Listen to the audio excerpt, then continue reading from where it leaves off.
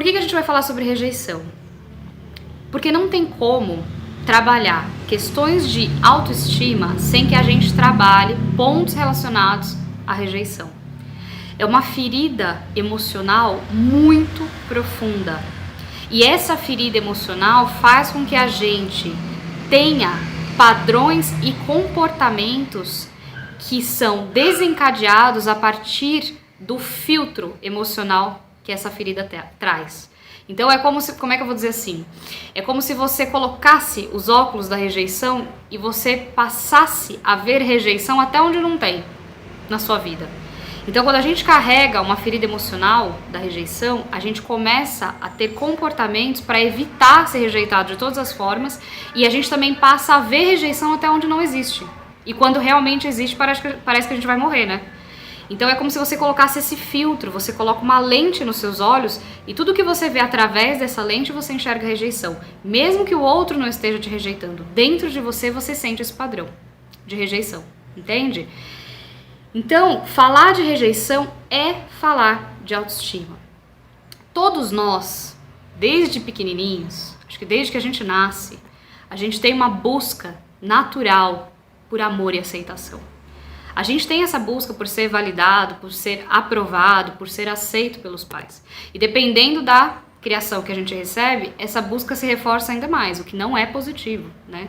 Então, às vezes a gente começa a criar padrões de comportamento para buscar ser aprovado pelos pais, e quando essa aprovação não vem, aí que a gente busca por ela mesma. Mas todos nós temos essa busca natural, isso é inerente ao ser humano. Nós buscamos ser aceitos e aprovados. Só que também é inerente ao ser humano a rejeição. A rejeição também é algo que faz parte da nossa vida. Também é algo natural na nossa vida e comum no nosso dia a dia. Às vezes quando a gente fala de rejeição, que nem eu tô falando aqui agora, você só vai lembrar talvez nesse momento de eventos da sua vida onde você foi rejeitado, né?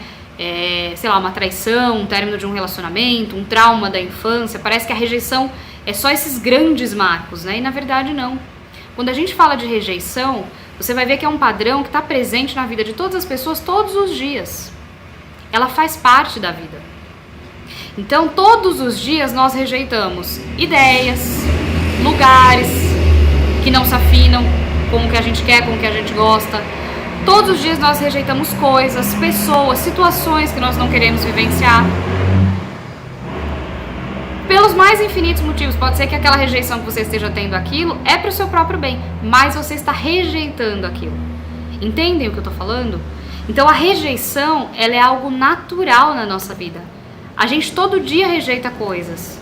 Coisas que a gente não quer comer naquele dia. Você rejeita, hoje eu tô a fim de comer isso. Isso não. Então o tempo todo, se você observar, você está rejeitando coisas. O tempo inteiro.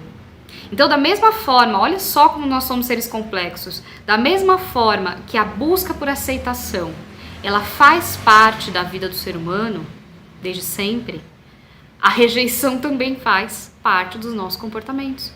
Porque o tempo todo nós escolhemos uma coisa e rejeitamos outra. Como eu dei vários exemplos aqui agora. Então, a nossa vida funciona assim. E a gente não aprendeu também a ver a rejeição com essa naturalidade. E a gente também não aprendeu muitas vezes a lidar com a rejeição e a lidar com a frustração do não. Lá na nossa infância a gente não aprendeu. Então, dependendo da educação que você recebeu, e a maioria de nós aqui que estamos nesse curso, não recebemos uma educação que nos ensinou a ter inteligência emocional. Acho que ninguém recebeu, na verdade, né? Ou pouquíssimas pessoas. Talvez tivessem recebido, nem estariam aqui no curso, né? Estão aqui aprendendo porque não aprenderam lá atrás. E eu me incluo nisso. Então, nós não tivemos uma educação que nos ensinasse a lidar com a frustração. Então, muitas vezes, você quando criança, quando manifestou uma frustração para os seus pais, ou você apanhou, ou você ficou de castigo, ou você foi invalidado, ou você tomou bronca. Enfim, aconteceu uma série de coisas ali que não te ensinou a lidar com aquilo, mas sim a silenciar aquilo e olhar aquilo de forma extremamente negativa. Entende? Quando, na verdade, a partir do momento que a gente entende isso que eu acabei de explicar, que a rejeição ela é parte natural da vida e que nós iremos rejeitar coisas e seremos rejeitados também, e a partir do momento que a gente aprende a lidar com isso lá na infância, isso muda toda a nossa construção por uma vida inteira. E toda a nossa percepção de mundo e de vida. Só que a gente não aprendeu a lidar com isso. Isso eu estou falando de como é que eu vou dizer assim? Isso eu estou falando de uma rejeição simples, tá, gente? Rejeições assim como essas que eu dei do dia a dia. Nem estou falando ainda de uma construção de rejeição traumática. Já vou entrar nisso. Então vocês imaginam que se a gente não aprendeu a lidar nem com a frustração de receber um não lá na infância, porque a gente foi invalidado, porque a gente não recebeu educação com uma inteligência emocional, porque a gente foi violentado, abusado emocionalmente, a gente não aprendeu a lidar com as pequenas frustrações do dia a dia. Então a nossa dificuldade de lidar com rejeição é muito grande. Quando vem um não na nossa cara, a gente não sabe lidar com ele. A gente começa a espernear, igual criança fazendo birra. Adulto também faz birra. Às vezes a gente fala da criança, né, que tá fazendo birra, está na idade de fazer birra. Meu filho vai fazer 2 anos daqui 2 meses e já tá entrando numa fase que a birra faz parte do desenvolvimento neurológico da criança. E você tem que ir aos poucos dando recursos para a criança e aprendendo a administrar aquilo e se autorregular. A maioria de nós não recebeu isso. Então nós fazemos birra até hoje. Quando alguém contraria a gente surta. A gente quebra a casa, a gente pira, a gente enlouquece, a gente dá escândalo, dá piti. Por quê? É essa criança ferida vindo à tona. Pode perceber que quantos e quantos comportamentos que você teve na sua vida, que se você olhar, você vai ver que são comportamentos infantis de descontrole emocional. Porque você não aprendeu a fazer essa autorregulação lá na sua infância. Não aprendeu a lidar com frustração lá na sua infância. Tá fazendo sentido? E aí, sim, agora nós vamos entrar numa construção de ferida emocional, de trauma mesmo, em relação à rejeição. Porque esses padrões de rejeição, eles vêm a partir das experiências que nós tivemos lá na infância. Então, da forma que nós fomos tratados pelos nossos pais, da forma que nós fomos tratados na escola, em todos os ambientes que nós frequentamos com certa frequência, de forma repetida na nossa infância. Então, quantos aqui também não sofreram bullying na escola, não tiveram dificuldades nas relações sociais, não tiveram um processo traumático dentro da escola também, se sentir estranho, se sentir esquisito, se sentir diferente de todo mundo, enfim. A partir destas experiências, você foi construindo em você crenças de rejeição. Crenças de rejeição. Por que eu estou repetindo isso? Porque a gente volta sempre na mesma história das crenças. Sempre, sempre, sempre. A gente roda, roda, roda, cai nas crenças de novo, né? Por quê? A partir do momento que eu sou repetidamente tratada com rejeição na minha infância, chega um momento que eu passo a acreditar que eu mereço mesmo ser rejeitada. Então, se eu tenho uma educação, recebi uma educação totalmente violenta, não foi uma educação respeitosa. Eu tô falando todos, tá? É modo de dizer. Mas se eu recebi uma educação onde eu me senti o tempo todo rejeitada, criticada, repetidamente, como se tivesse, assim, ó, na minha casa, no meu ambiente familiar, uma atmosfera de crítica, de rejeição o tempo todo. Você o tempo todo olhava pra sua mãe, a sua mãe só dava aquela olhada, assim, ó, que você já via que estava rejeitando você ou alguma coisa que você estava fazendo. O tempo todo alguém te criticando, o tempo todo alguém pontuando pra você só o que você precisa melhorar. O tempo todo, repetidamente. Lembra que eu já falei aqui? O que forma as suas crenças? Ou um forte impacto emocional, ou experiências repetidas. Aquilo que você ouviu repetidamente, aquilo que você viu repetidamente, aquilo que você experienciou repetidamente. E também alguns padrões genéticos aí também formam crenças. E as questões socioculturais também formam uma série de crenças. Tem crenças que nós temos que são sociais. Então, se você começar a observar dentro da cultura e da sociedade, também existem muitos padrões aos quais você vai olhar e vai perceber que você não se encaixa, de beleza, de comportamento, de saúde, seja lá de dinheiro, seja lá o que for, e de repente você começa a perceber que você não se encaixa naqueles padrões e novamente é acionado esse sentimento de rejeição. Então, o nosso campo de criação de crenças, ele é muito amplo, não é só a partir das experiências que a gente tem na nossa casa.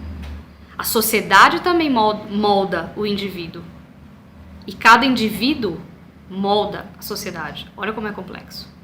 Então toda a sociedade impacta na sua vida. E você impacta na sociedade, enquanto indivíduo. E é por isso que você promover a sua autocura é tão importante. E é por isso que é importante você não ficar só na sua autocura também, mas você também olhar para questões sociais que você pode agir, lutar, promover transformações ali também. Trazer consciência. Buscar por direitos. Porque uma coisa está relacionada com a outra. Então, conforme a gente vai conseguindo, porque é uma simbiose, não tem como separar uma coisa da outra, né? Conforme a gente vai conseguindo mexer nessas estruturas, a humanidade vai avançando. Felizmente, né? A gente está avançando. Às vezes pode parecer que não, mas nós estamos sim. Basta você olhar lá para trás, bem para trás, e ver o quanto a gente já caminhou de lá para cá. A passos lentos, mas caminhamos. E estamos caminhando ainda. Então, se você teve repetidamente essa sensação de estar sendo rejeitado, isso começou a formar em você uma crença. Porque às vezes as pessoas acham que o trauma emocional, ele só tem impacto, ele só tem força quando é um grande evento. Ah, sofreu um abuso sexual. Pá, ali vai ter um trauma muito grande. Nossa, foi espancado pelo pai. Pá, ali vai ter um trauma muito grande. Claro que essas coisas também vão trazer traumas horrendos. Só que não são só essas coisas. Pequenas ações que você viveu repetidamente nas suas relações familiares, na sua infância, na escola, enfim, tudo que eu já expliquei, também vão formar crenças em vocês. Então a repetição de algo, ela é tão poderosa quanto um forte impacto emocional. Então às vezes você olha para sua infância e você fala assim, nossa, mas eu não lembro de nenhum grande evento que possa ter me traumatizado. Mas e o dia a dia? Como que era a sua atmosfera familiar ali, o campo emocional da sua casa, aquela guerra fria às vezes que tem dentro da casa? Às vezes o casamento do pai com a mãe tá uma merda, o filho sente tudo, por mais que não tenham brigas horrorosas, sente aquela energia. Tem traição às vezes dentro daquele lar. Tudo isso a criança absorve.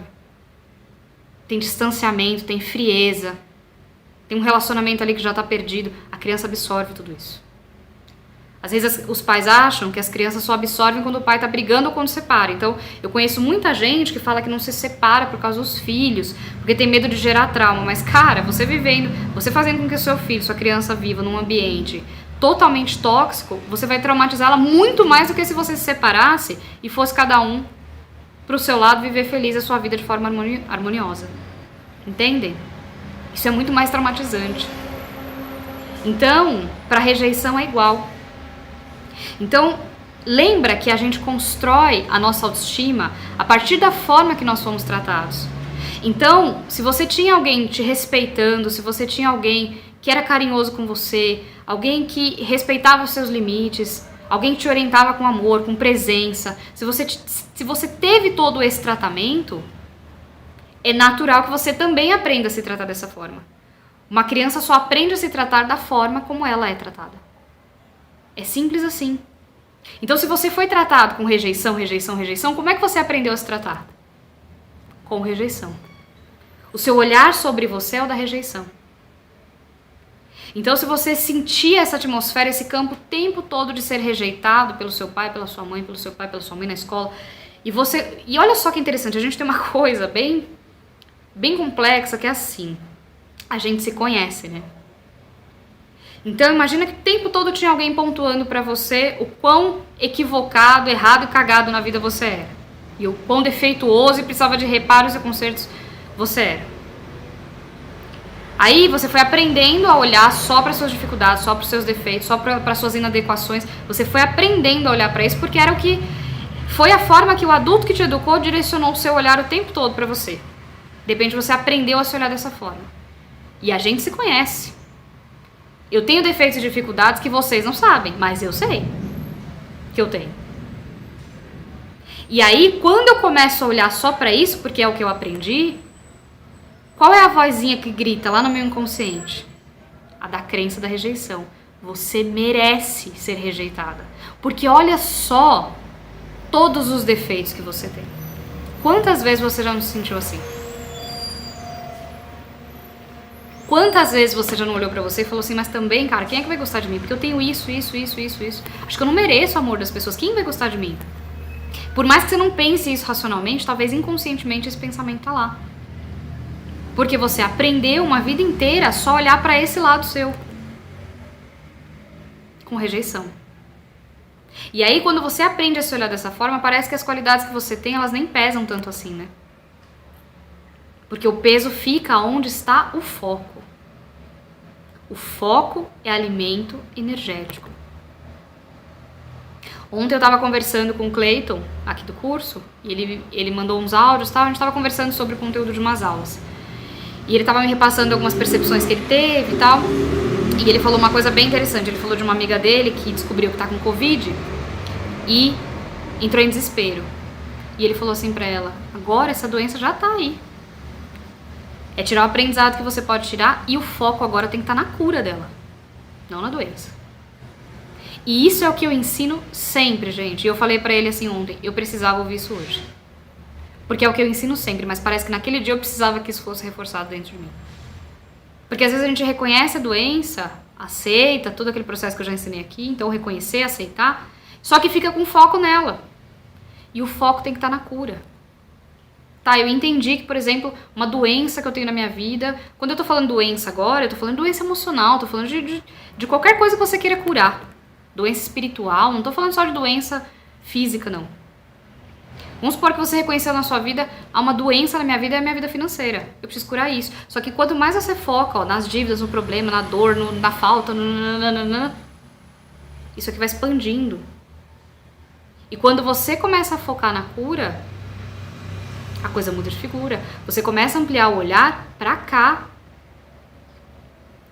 Vocês sabem que eu estou vivendo atualmente um momento bastante delicado na minha vida. Com todas as coisas que eu falei pra vocês semana passada. Que obviamente não é só aquilo, né? Minha vida não é só aquilo. Tem uma série de outras situações na minha vida que também estão bastante delicadas nesse momento. E hoje eu tava conversando com a Joyce e eu falei pra ela o seguinte, eu falei assim, eu hoje nesse momento, eu estou procurando viver um dia de cada vez. E na verdade, gente, é a forma mais correta de se viver. Senão a gente pira.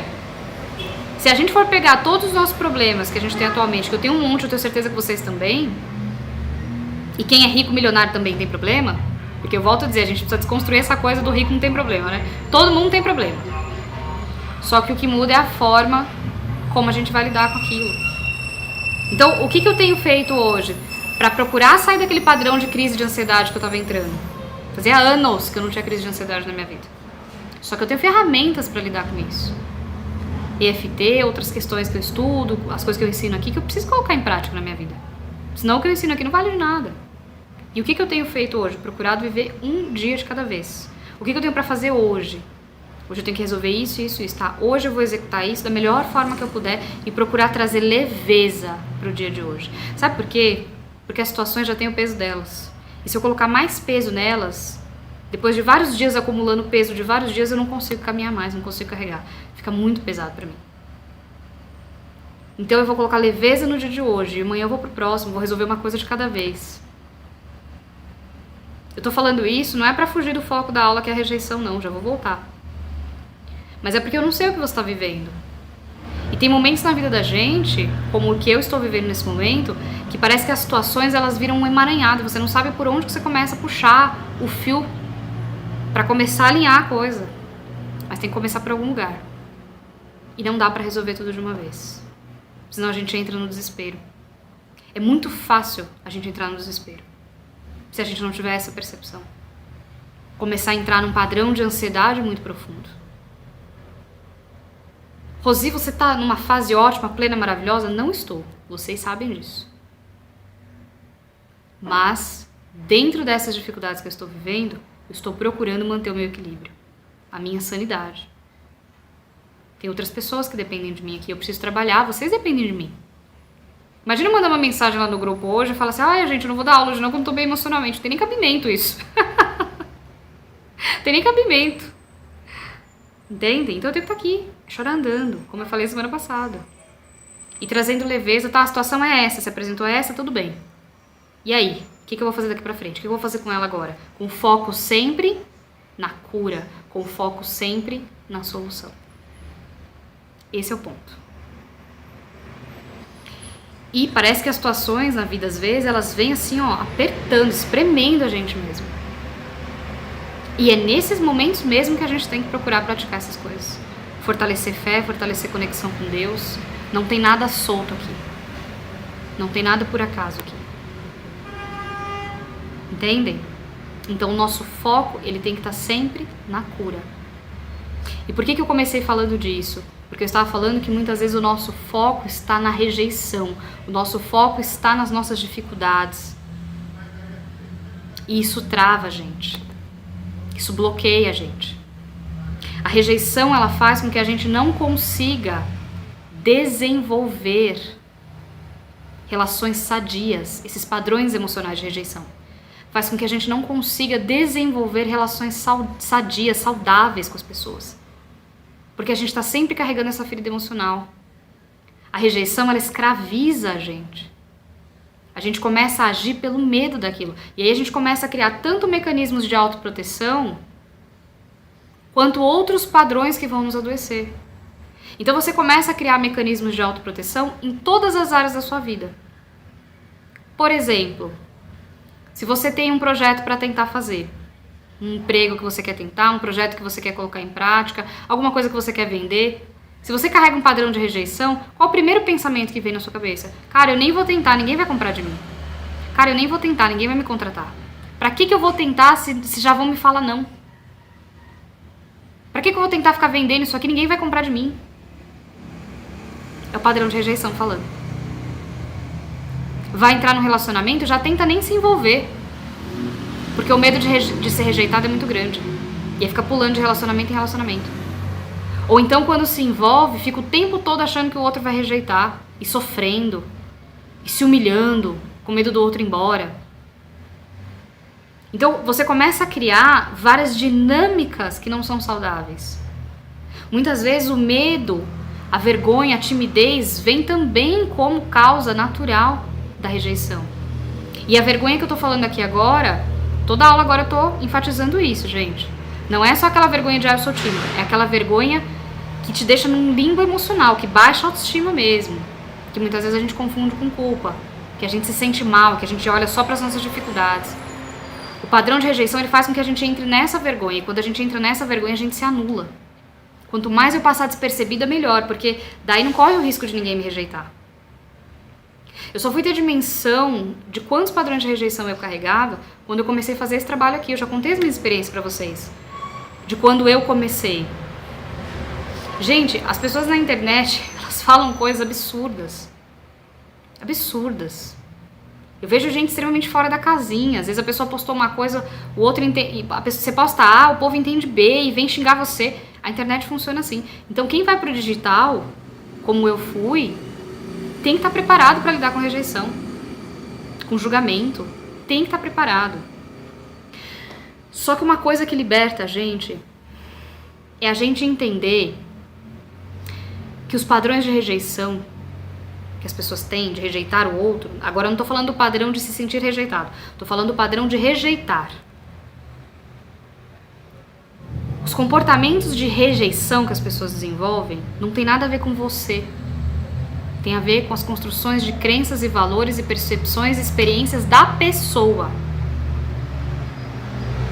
Entende? Então, olha só, eu sempre dou esse exemplo para ficar bem claro. Gente, eu já tive fases com meu cabelo de todas as formas que vocês puderem imaginar. Então eu já tive o cabelo até quase na bunda, liso, com progressiva, durante anos. E quem fazia progressiva também achava maravilhoso. Quando eu passei pela primeira transição, cortei o cabelo curtinho, deixei enrolar. As minhas amigas que tinham cabelo cacheado também, nossa, acharam maravilhoso. Quando eu fiz progressiva de novo, essas mesmas amigas que achavam maravilhoso eu ter o cabelo cacheado, vieram me criticar. Aí eu passei pela segunda transição, tentei deixar o cabelo enrolar de novo. Aí, nossa, que movimento lindo, Rosi, que você está. Que libertação. Nossa, é verdade, tem que viver a sua essência. Ela não tá preocupada com a minha essência. Eu tava atendendo o valor dela. Tá fazendo sentido? Se eu fiquei loira, quem não gosta de loiro, não vou atender. E a pessoa vai rejeitar, não vai achar legal. Se eu fico com cabelo liso, quem gosta de cabelo cacheado vem me criticar. Gente, eu tô dando exemplo do cabelo porque eu não acho isso, eu vivi isso. Eu comecei a ver que as pessoas que achavam do caralho eu ter deixado meu cabelo natural são pessoas que também têm o cabelo natural e que apoiam isso. Então não tinha nada a ver comigo, ela não estava achando lindo o meu movimento. O meu movimento validava uma crença dela, porque ela usa o cabelo natural. Então na cabeça dela, eu também tenho que passar por esse processo. Se eu não passar, eu tô me rejeitando.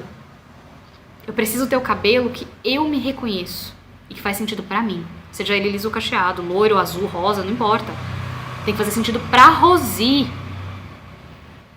Se eu for deixar o meu cabelo pra atender as pessoas, gente, eu tenho que deixar uma parte cacheada, uma parte lisa, uma parte loira, uma parte preta. E a gente pira. Então eu tô dando esse exemplo do cabelo pra vocês entenderem que as pessoas nos rejeitam ou nos aceitam muitas vezes, não baseado no que nós somos, mas baseado nos gostos, preferências, crenças e valores dela. Então quando você é rejeitado é baseado nisso. Quando seus pais te rejeitaram muitas vezes na infância, nos seus comportamentos, não era baseado no que você era. Era baseado nas crenças que eles tinham sobre educar, nas crenças que eles tinham sobre como uma criança deveria ser, nas crenças que a sociedade tem sobre uma criança, como uma criança deve ser educada, que é aquelas crenças extremamente violentas. São aquelas crenças, aliás. Que criança tem que apanhar mesmo, que criança não sei o quê. As pessoas acreditam nisso. Que criança não tem que escolher nada, que criança não pode opinar porque é criança. Que onde já se viu criança fazendo birra, isso é falta de chinelo. Quantas vezes você já não viu gente falando coisas desse tipo? Então, baseado em todas essas crenças, os seus comportamentos naturais de criança foram rejeitados muitas vezes. E você cresceu com esse padrão de rejeição. É por isso que eu falo aqui que, independente de você ser pai ou você ser mãe, é importante você estudar sobre educação respeitosa, sobre parentalidade. Não necessariamente porque você vá educar alguém, mas primeiro porque você vive em sociedade, para você não sair reproduzindo por aí esse tipo de crença violenta contra a criança. Segundo, para você entender a sua própria história, para você entender o quanto essa violência traumatizou você e o que fizeram com você que estava certo e o que não foi legal. E você vai ter que ressignificar, e você vai ter que tratar, e você vai ter que fazer uma terapia.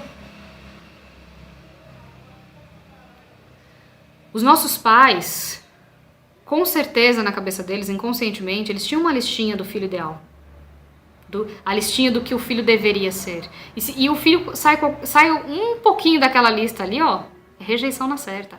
Os pais não amam os filhos incondicionalmente, gente. Parem de falar isso, vocês que são pai e mães. Não sejam hipócritas nesse nível. Nós não amamos os nossos filhos incondicionalmente, isso não existe. Nós não amamos ninguém incondicionalmente. Isso não existe. Nós não temos nível de consciência para isso. Pode perceber, você que é pai, você que é mãe, quando o seu filho tem um comportamento que você julga inadequado, o que você sente por ele. Você sente raiva, você sente tristeza, você sente decepção, você não aceita tudo. E o amor nem é aceitar tudo também, né? A gente ama com condições. É lindo demais. Amo incondicionalmente. É lindo, gente. Mas não é verdade. Talvez os filhos sim amem os pais incondicionalmente. Porque a criança sim, mesmo quando ela sofre violência doméstica, ela não deixa de amar os pais. Ela deixa de amar ela mesma. Isso destrói a autoestima dela. Mas ela não deixa de amar o adulto de referência que ela tem ali que está criando ela. E nós amamos os nossos filhos imensamente. Essa é a palavra correta. Incondicionalmente, não. Incondicionalmente, se um de vocês aqui amar incondicionalmente, saia do planeta, vá ascensionar em outros planos evolutivos de dimensões mais elevadas. Nesse planeta aqui, que estamos em evolução, de terceira dimensão inclusive, nós não amamos incondicionalmente não, sinto lhe dizer. Pode ser bonito para pôr no Instagram, para pôr no Facebook, mas na prática do dia a dia nós não amamos incondicionalmente. E é importante a gente ter essa consciência.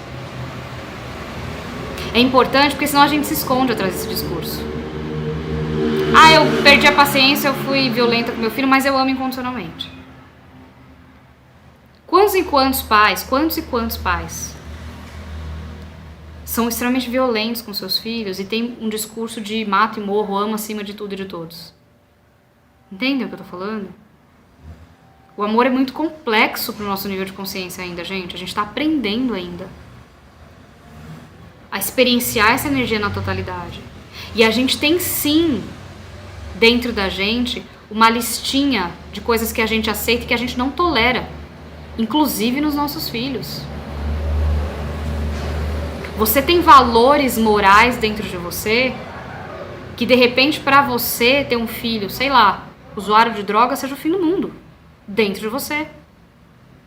Aquilo vai arrebentar você. De repente você tem valores morais dentro de você que você tem um filho fora da lei, é inaceitável. E aí você ama incondicionalmente? Não, tem uma condição ali. Entende? Pra você conseguir manifestar aquele amor na totalidade, tem uma condição. Ele tem que suprir aquela sua expectativa. Observa como você trata ou já tratou seu filho só dele ter ido mal na escola, mas você ama incondicionalmente. Só dele ter feito uma birra, às vezes tomou uma surra, mas você ama incondicionalmente. Então vocês percebem como o nosso discurso é equivocado? Eu tô me incluindo em tudo isso que eu tô falando. Tudo bem? Em tudo que eu falo aqui, né? Mas é só pra vocês entenderem que o pai e a mãe, quando adentra a maternidade... Na semana passada, eu falei muito de questões de neurodivergência, de deficiências, de transtorno, eu falei de coisas desse tipo. Muitas vezes, quando a gente abraça a maternidade e a paternidade, a gente sequer para pra examinar na profundidade que a gente pode ter um filho neurodivergente, que a gente pode ter um filho deficiente, que um filho pode nascer com uma perna faltando, que um filho pode nascer com paralisia cerebral. A gente não para pra examinar nada disso, com profundidade. E por que muitas vezes, como eu falei na semana passada, o pai ou a mãe, quando descobre que o filho tem algum problema, vamos dizer assim, entre aspas, entra num processo de dor e de luto? Porque existia um filho idealizado que não tinha nada. Só que no mundo existem deficiências. E pode ser que seja o seu filho, pode ser que seja alguém da sua família. Só que no mundo existem pessoas mau caráter e pode ser o seu filho. Quando a gente abraça a maternidade e a paternidade, a gente abraça um universo 1000%, não vou nem dizer 100%, 1000% desconhecido. Uma vez uma pessoa extremamente homofóbica virou pra mim e falou assim... Eu tava explicando algumas coisas pra ela e ela falou assim pra mim: você respeita porque não é na sua família, você respeita porque não é na sua casa, porque se for minha filha eu mato. E todo um discurso assim a pessoa tava, era uma mulher. Porque se minha filha for homossexual eu pôr ela pra fora de casa. E falou. Aí eu não lembro o que eu respondi pra ela. Ela virou pra mim e falou assim: você não tem medo do seu filho ser homossexual, não? Ela falou pra mim assim. Eu virei pra essa pessoa e falei assim: eu tenho medo do meu filho ser estuprador, eu tenho medo do meu filho ser assassino, ser bandido, ser pedófilo. É desse tipo de coisa que eu tenho medo. Entendem o que eu tô falando, gente? Hoje eu tava conversando com uma aluna aqui do curso e ela falou uma frase bem interessante pra mim no áudio. Ela falou assim: a gente cria os filhos, mas a gente nunca sabe o que eles vão se tornar. A gente cria muitas vezes da melhor forma dentro do que o nosso grau de consciência tá permitindo fazer, que a gente sempre acha que é o nosso melhor, né? Mas a gente nunca sabe como que o filho vai absorver aquelas orientações que você trouxe, o direcionamento que você deu, os seus exemplos, a gente nunca sabe. E sabe por que a gente não tem total controle disso? Porque o seu filho, assim como o seu pai e a sua mãe, são espíritos que também estão em evolução. Então, dentro daquele corpinho ali de criança, para quem aqui é pai e mãe de criança, existe um espírito em evolução, que você não sabe qual o nível de consciência que ele está. Quais as energias que ele chegou no planeta carregando e quais ele chegou agregando. Porque a gente carrega densidade, porque não é o que a gente é. A gente pode soltar a qualquer momento. E a gente agrega energia divina, porque é o que a gente é. Então a gente agrega é nosso. Você não sabe qual é a carga ancestral que o seu filho veio trazendo. Você se abriu como portal. E se abrir como portal é se abrir 100% para a experiência que o seu filho veio viver aqui. Olha que complexo isso, gente. Falar isso é muito fácil, conseguir viver isso é outra coisa. Então, dependendo da jornada que o seu filho precise viver, experienciar aqui, ele vai fazer passar por coisas que você não concorda. E você vai rejeitar aquilo. Entende o que eu tô falando? E o mesmo aconteceu dos seus pais com você. Tem uma moça que eu sigo no Instagram, eu falei dela na aula passada, que ela se chama Thaís. O Instagram dela é @caradeautista. E ela conta que a mãe dela já virou pra ela com todas as letras e falou que não aceita ter uma filha autista, que ela não aceita esse diagnóstico que a filha dela recebeu, porque a filha só descobriu agora na idade adulta, porque os filhos são autistas, e ela descobriu que ela também é agora aos 30 anos. E ela falou assim que já levou a mãe dela pra curso, pra congresso, pra palestra, e falou que a mãe dela simplesmente não aceita, já falou com todas as letras, que jamais vai aceitar isso na família dela.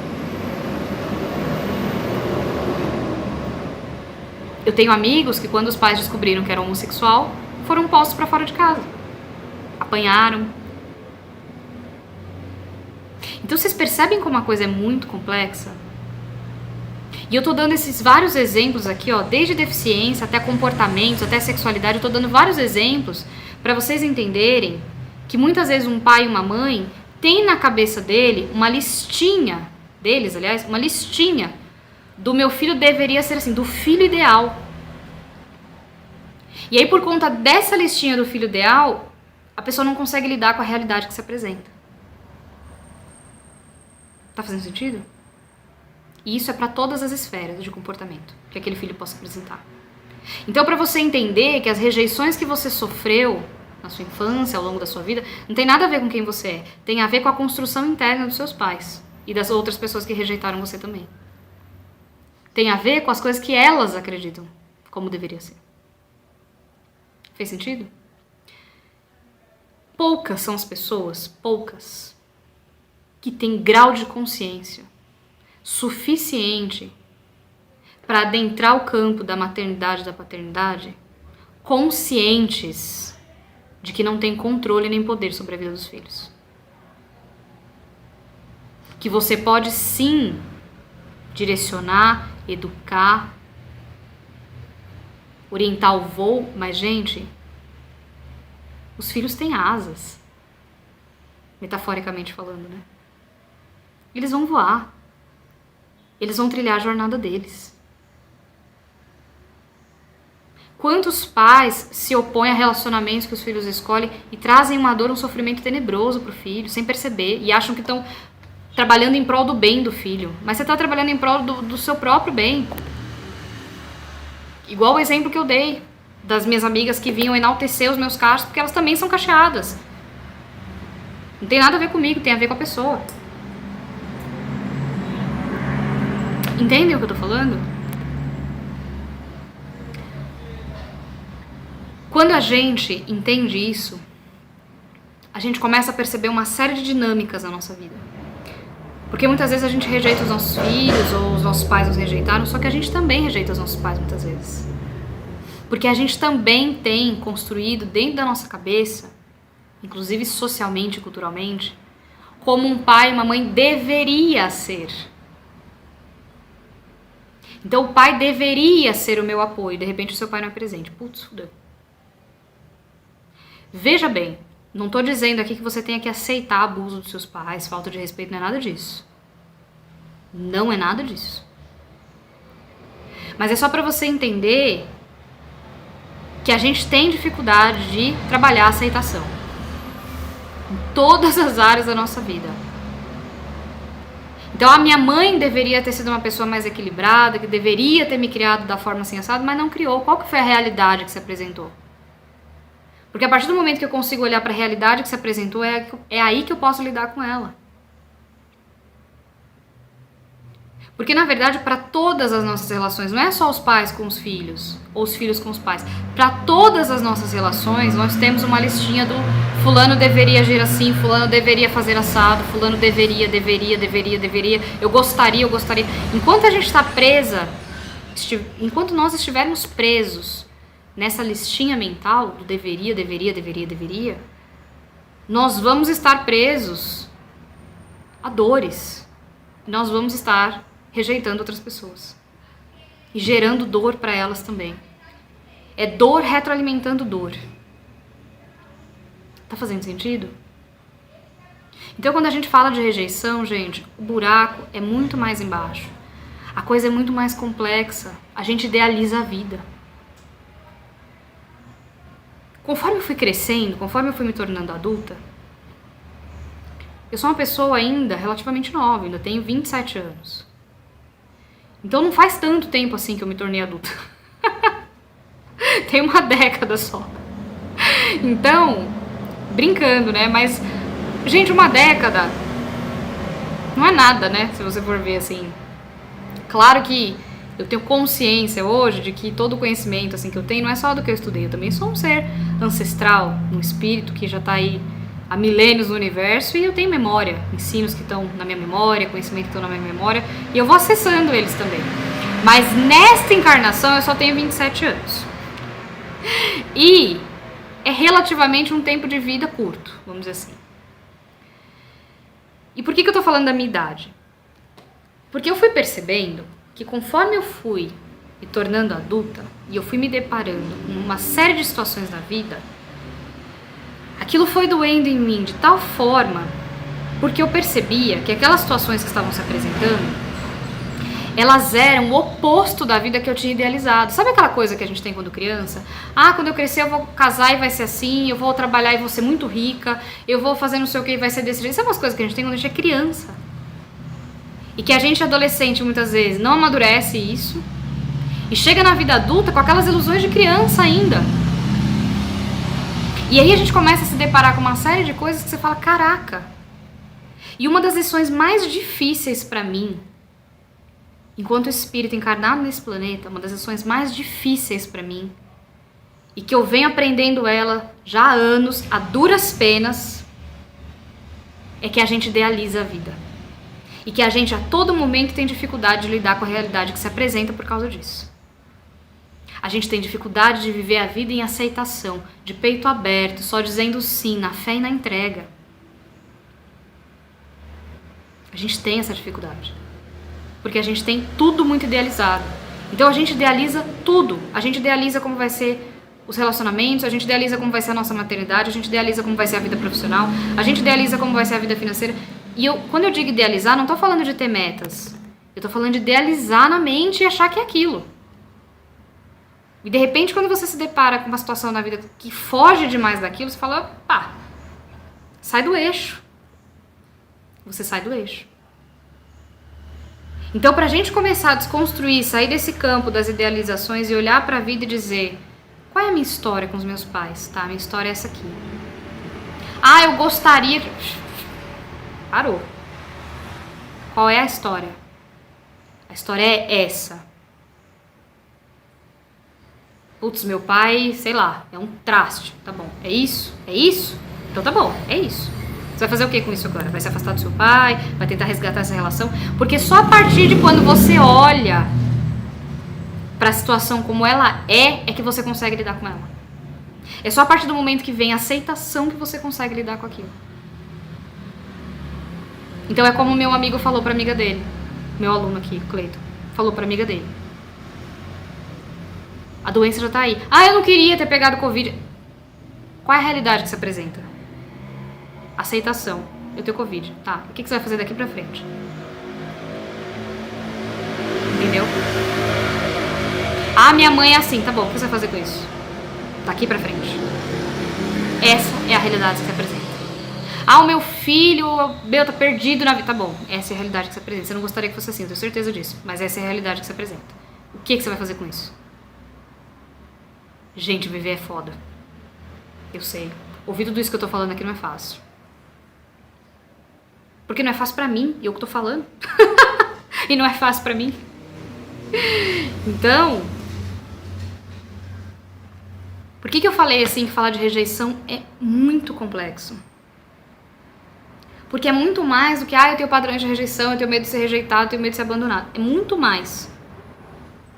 Quando a gente começa a adentrar essa energia da rejeição, a gente começa a perceber que ela está em várias esferas de dinâmicas de relacionamento, construções sociais. A gente começa a perceber que esse padrão da rejeição ele está em várias coisas e que ele vem alicerçado por outras coisas. Uma delas é esse padrão de idealizações das coisas. Então, quando a gente começa a entender nessa amplitude, nessa magnitude, a coisa muda de figura. Claro, nas próximas aulas nós vamos mais específicos, assim, mais cirúrgicos. Por que eu falei que hoje eu anotei pontos para não me perder até na explicação? Porque senão você começa a entrar nessa história e a coisa não tem fim. Você começa enxergando, assim, toda uma estrutura de rejeição que embasa o relacionamento humano em todas as nossas relações. Da gente rejeitar e ser rejeitado o tempo todo. E isso gerando brigas, isso gerando desconfortos, isso gerando dores, isso gerando uma série de coisas. A nossa dificuldade de aceitação com as coisas. Entendem? Então por isso que eu falei, a gente às vezes, enquanto pai, enquanto mãe, descobre que o filho tem uma deficiência, descobre que o filho tem comportamentos que você não gostaria que ele tivesse. Aí você entra num processo de luto. Por quê? Quem que morreu? Por que você tá de luto? Morreu o filho idealizado. E aí você entra num processo de luto. Se você estiver vivenciando esse processo, você precisa respeitar isso. Eu não tô dizendo que, eu tenho que engolir, aceitar tudo. Não é isso. Porque lembra que eu falo sempre? Aceitação não pode descer rasgando na garganta. Ela tem que descer alinhando. Tem que chegar no coração trazendo paz. Isso é aceitação. Entendem? E você começar a observar dentro de tudo isso os padrões de rejeição que você carrega, as dores que você carrega relacionadas à rejeição. Nas próximas aulas nós vamos fazer limpezas, vamos fazer EFT. Você observar o quanto você já se escravizou pelo seu padrão de rejeição. Quem carrega esse padrão, essa ferida emocional da rejeição, basta que a pessoa seja rejeitada para que o outro que rejeita tenha poder sobre essa pessoa. Eu vou dar um exemplo meu. Eu fazia isso sem perceber, tá? Às vezes eu ia trabalhar num ambiente e todo mundo adorava a Rosi é muito simpática, porque a Rosi é sorridente, porque a Rosi não sei o que, todo mundo adorava a Rosi. Tinha uma ou duas fulanas lá que não me tratavam muito bem. Adivinha quem eram as pessoas que eu tratava melhor do que todo mundo? As duas fulanas que não gostavam de mim. Eu ficava tentando agradar, Por quê? Eu precisava mostrar pra aquela pessoa quão bacana eu era e que eu não merecia aquela rejeição que ela estava fazendo comigo. Entendem o que eu tô falando? Eu não fazia nada disso percebendo. Eu não tinha uma consciência assim de vou agradar pra ela não me rejeitar. É inconsciente. A hora que você vê essa ferida emocional, ela já está direcionando o seu comportamento sem que você perceba que isso está acontecendo. Isso é o grave da coisa. Entenderam, gente? Quantas vezes você surtou, você se desesperou, você quis pular do prédio porque alguém terminou um relacionamento com você? Não sabia lidar com essa ferida da rejeição. E aí, inconscientemente, essa ferida começou a direcionar. Às vezes, quando alguém te rejeitou, alguém foi embora, aquilo tocou numa ferida que você já tinha. Aquela ferida não abriu ali. Por isso que você teve reações assim, de outro mundo. Eu tenho muitos episódios assim na minha vida. Que eu achava que o problema era com aquela pessoa que estava me rejeitando naquele momento. Mas não. Essa era uma ferida velha, Só que eu nunca tinha olhado pra ela. Pra perceber que ela já estava ali. Pra perceber que ela estava doendo ali. E como eu falei, você começa a criar uma série de outros comportamentos. É como se a rejeição ela fosse uma ferida emocional que ela abraça outras feridas emocionais. Então você começa a ter medo de ser julgado, porque é uma forma de rejeição. Medo de ser criticado, porque é outra forma de rejeição. Você começa a ter padrões de autodesvalorização, você não se valoriza, porque você não reconhece o seu valor, você primeiro se rejeita, E aí, naturalmente, você tem medo do outro te rejeitar. Você não reconhece o seu valor. Porque o que você carrega é rejeição. Se você carrega rejeição, você vai rejeitar e ser rejeitado. Porque é um padrão energético, emocional e energético.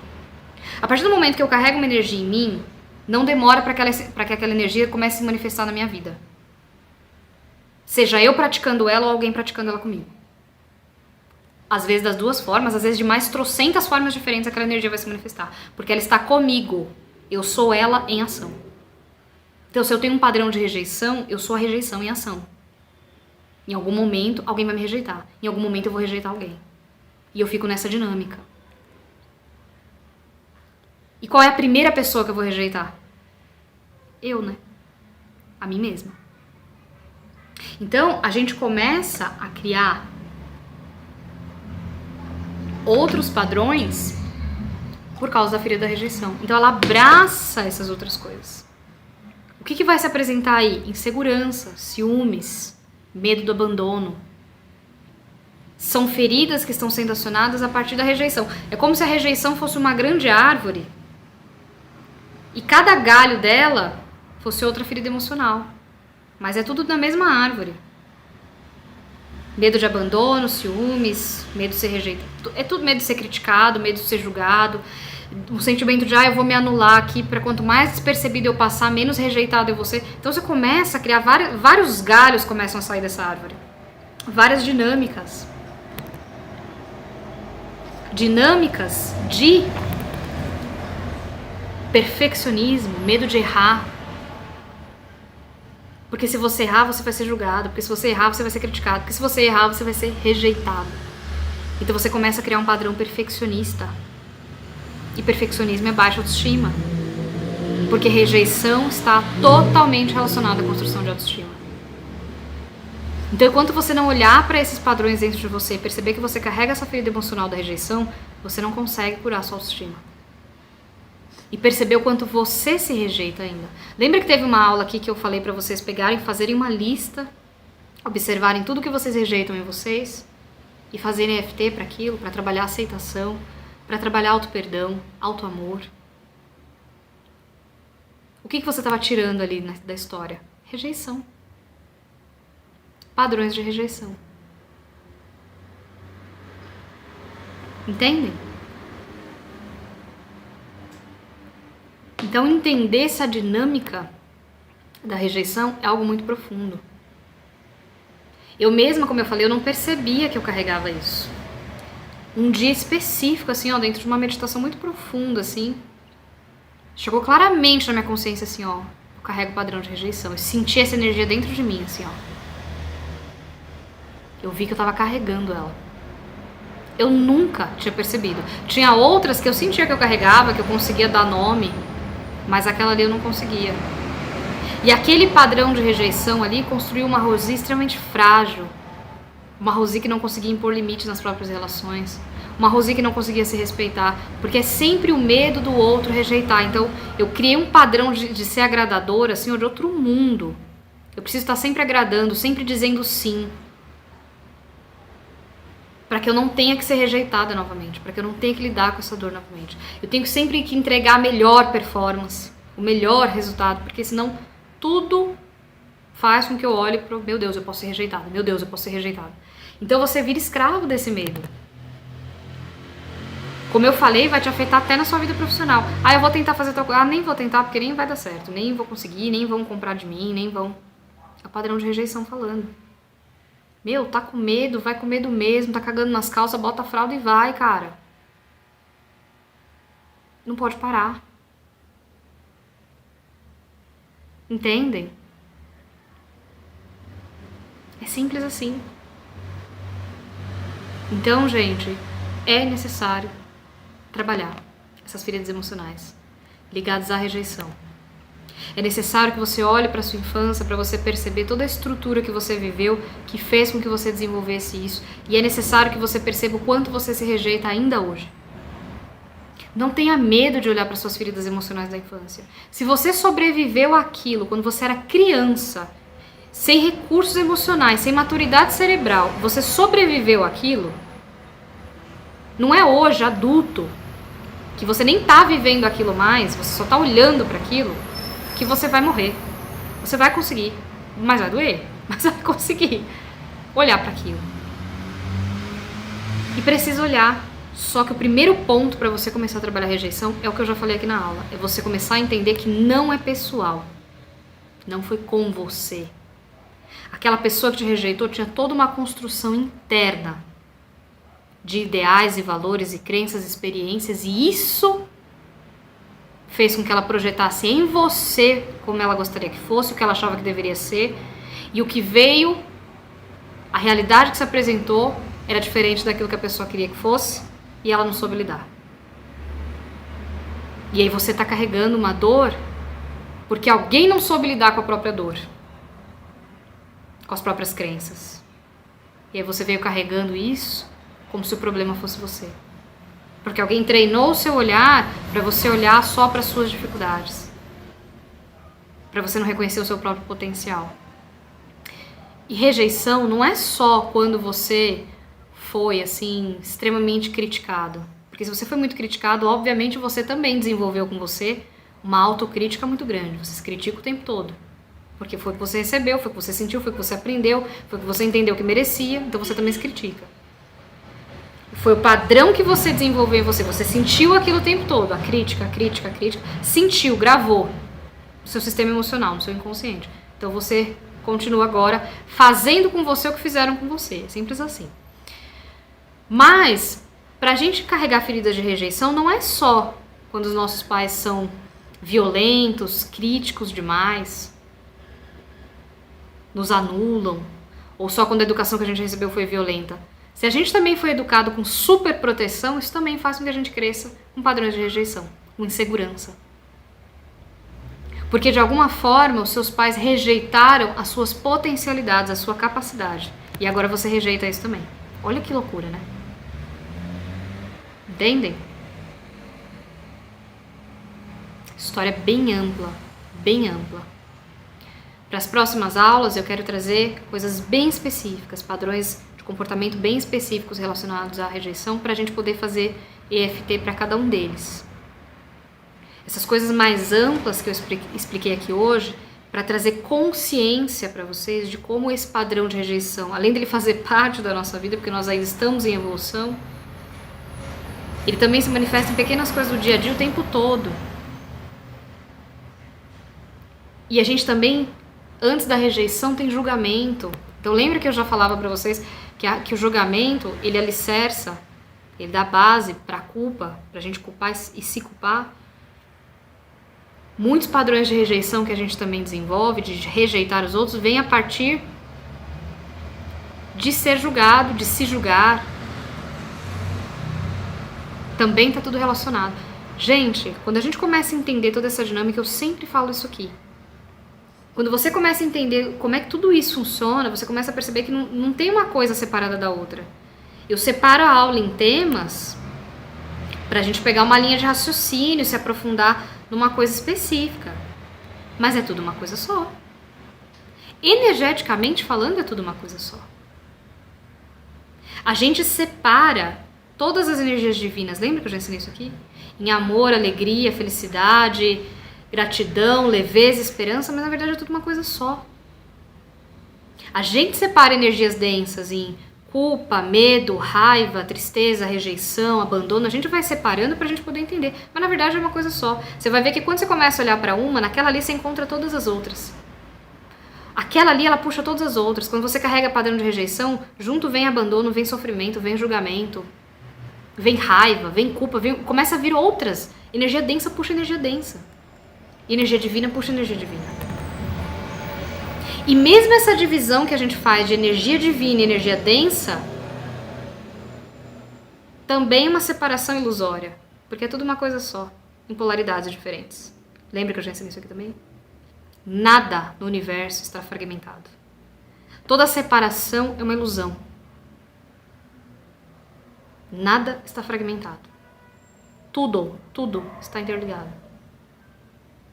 Tem uma frase que eu amo, que eu acho que eu já falei aqui no curso, que diz assim: não se toca numa flor sem tocar numa estrela. Tá tudo conectado. E isso não é só uma metáfora, uma forma bonita de falar. É real. Energeticamente é tudo uma coisa só. Nós somos uma coisa só. Só que a gente vai fragmentando em eu e você pra gente poder se entender, pra poder conseguir evoluir, elaborar os nossos processos. Entende? Mas na verdade é tudo uma coisa só. Então quando eu falo de rejeição, eu estou falando de crenças de merecimento. De acreditar que eu mereço ser rejeitado. Por isso eu acho possível eu ser rejeitado. Por isso eu tenho medo que o outro ou alguém ou uma situação me traga rejeição, me rejeite. Por quê? Na minha mente, eu já fui rejeitada tantas vezes, eu reconheço em mim tantos defeitos, que eu acredito que eu mereço e que é possível que eu seja rejeitado. Afinal de contas, olha o lixo de gente que eu sou. Inconscientemente é isso. Então é muito possível que isso aconteça mesmo. Então já que é possível mesmo que eu seja rejeitado, então deixa eu ficar o tempo todo à espreita, aqui atento, alerta, criar comportamentos e padrões autodefensivos, de autoproteção para evitar que eu seja rejeitado. Então quando eu tô falando de rejeição, eu tô falando de construção de autoestima. Quando eu tô falando de rejeição, tô falando de crença de merecimento. Quando eu tô falando de rejeição, eu tô falando de dinâmicas de relacionamento. Quando eu tô falando de rejeição, eu tô falando de parentalidade. É tudo muito amplo, eu tô falando de crenças sociais, eu tô falando de muita coisa. Pra entender por que que as pessoas rejeitam umas às outras. Às vezes dentro da própria família. Quando eu tô falando de rejeição, eu tô falando de dificuldade de aceitação. Eu tô falando de nível de evolução enquanto humanidade. Eu tô falando de nível de consciência. E aí você percebe que a história sai só da superficialidade do eu tenho medo que o outro me rejeite, eu sou agradador. Tudo bem, isso faz parte. Mas a rejeição não é só isso. Tem muito mais. E isso que eu falei hoje, tudo isso que eu falei aqui, tem uma hora que eu tô falando. Tudo isso que eu falei aqui é só a pontinha do iceberg. Se você pegar essa energia, assim, for estudar sobre ela, sobre os padrões emocionais, quanto mais você se aprofunda, porque o meu trabalho é esse. Então, às vezes eu pego uma ferida emocional ali e eu vou a fundo, assim, em tudo que eu consigo estudar sobre aquilo. E vou, e eu começo a me impressionar. Eu falo, caraca, então isso explica isso, então por isso que as pessoas agem dessa forma. É muito louco, por isso que eu sou apaixonada por esse trabalho. Semana passada eu falei muito sobre a gente procurar ajuda e conseguir mostrar a nossa vulnerabilidade. E que a gente vai construindo uma série de camadas e de máscaras para ser aceito. Para passar uma imagem, não necessariamente daquilo que nós somos, mas daquilo que nós queremos que os outros achem da gente. Quantas vezes na sua vida você estava sofrendo em dor profunda e no Facebook você era a pessoa mais feliz do mundo? Você achava que você precisava mostrar que você estava bem? Entende o que eu tô falando? É a máscara que você construiu pra você e essa máscara só prejudica você. Porque o outro vai achar que você tá bem, legal, fulano tá bem, e vai seguir a vida dele. Nem vai lembrar de você amanhã. E você tá lá preocupado em pôr uma máscara porque o fulano vai achar. Gente, o que eu fiz aqui na semana passada, e eu falei isso na própria aula, foi uma libertação. Foi um movimento de cura extremamente profundo. Porque, como eu falei isso pra vocês, eu ligar uma câmera aqui, e começar a tirar minhas máscaras uma por uma, eu tenho esse transtorno, eu tô investigando se eu não tenho esse também, a minha vida sempre foi assim, eu tenho tal dificuldade hoje, e só máscara saindo. Foi uma libertação. Ali eu senti que eu olhei pra mim de verdade. Quantas, eu tô num processo de autoconhecimento, já tem quase uma década. Quantas e quantas vezes eu não tive que fazer esse processo e ainda assim eu vinha carregando um tanto de máscaras. Uma Rosi que eu construí ideal, para ser aceita na sociedade, que não falava sobre certas dores.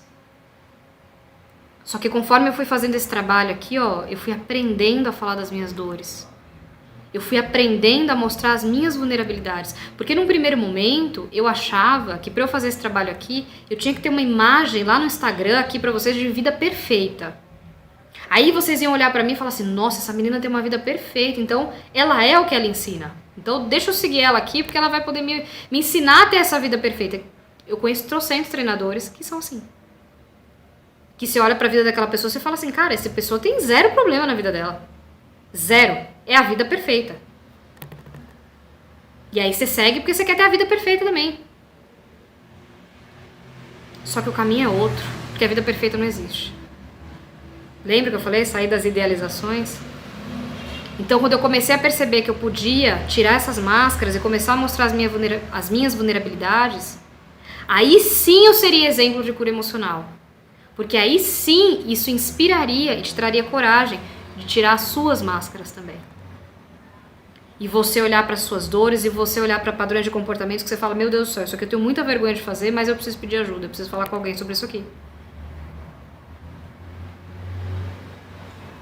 Eu conheço pessoas que a pessoa tem padrões de comportamento que ela percebe que ela tem padrões que sem ajuda ela não vai conseguir sair daquilo ali. E não busca ajuda. Tá na resistência. Eu conheço uma lista de pessoas e eu já fiz parte dessa lista. Durante anos. Só que quando você consegue romper com isso, cara, eu não tô preocupado se eu vou ser rejeitado pelo outro. Eu vou viver a minha verdade. E a minha verdade tem vulnerabilidades. Eu tô me curando. E eu vou morrer me curando. E eu vou reencarnar me curando. Porque eu não acho que vou ascensionar ainda não. Tem muito chão pra eu caminhar ainda. Muito chão pra eu caminhar ainda. E só uma encarnação aqui não vai dar conta. Entendem o que eu tô falando, gente? Então, conseguir fazer esse processo de tirar a máscara e eu sou quem eu sou, independente se você vai me rejeitar ou não, isso é libertador demais. Eu dei aquela aula semana passada e eu não fiquei pensando, meu Deus, agora eu vou ficar pensando que eu sou incapaz? Será que agora vão ficar pensando que o meu filho não sei o quê? Eu não quero saber o que vocês estão pensando. Com todo respeito dizendo isso, tá? Mas eu não quero saber. Isso não muda nada na minha vida. O que você tá pensando não vai pagar minhas contas, o que você tá pensando não vai mudar a minha trajetória, o que você tá pensando não muda nada.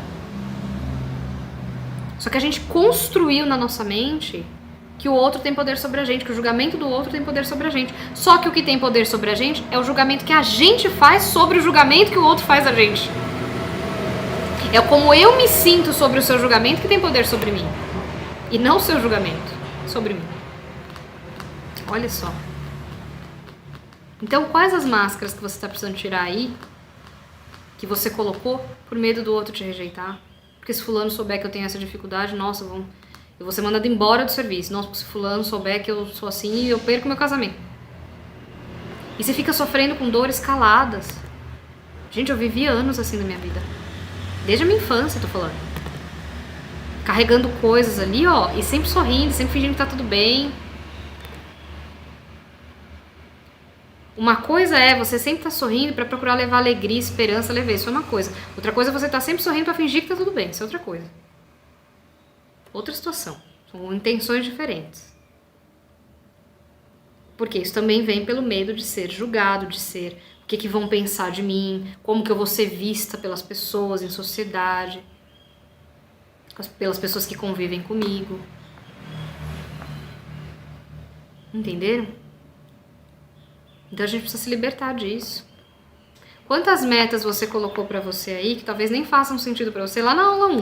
Talvez nem façam sentido pra você. Você colocou porque essa meta vai te trazer visibilidade em relação aos outros. Sempre que alguém põe uma meta de emagrecimento, eu falo assim, tá, você quer emagrecer porque faz sentido pra você? Você quer ter uma qualidade de vida mais saudável? Você quer se sentir bem? Ou porque você tá procurando ser validada? Porque quando você é magra, você é vista. Você não é rejeitada. É pra isso que você tem que olhar. E quando eu entendi que eu tenho que estar bem e aceitar o meu corpo como ele é hoje, e aí emagrecendo com leveza, porque faz sentido pra mim ter uma vida mais saudável, ok, aí chegamos no ponto. Quando eu entendi que a minha relação com a comida não era saudável, que eu precisava de ajuda, de terapia, e fui buscar isso, aí tudo bem, aí chegamos no ponto, porque eu entendi que eu não podia viver daquela forma, uma relação tão desequilibrada. E eu ainda tô ajustando isso, ainda tô trabalhando nisso. Isso é uma cura que vai durante muito tempo da minha vida, porque eu vivi anos com isso desajustado. Eu não posso achar que eu vou fazer 2 anos de curso e tá resolvido. Porque eu levei anos ali, ó, criando, construindo e reforçando aquele padrão que não era saudável pra mim.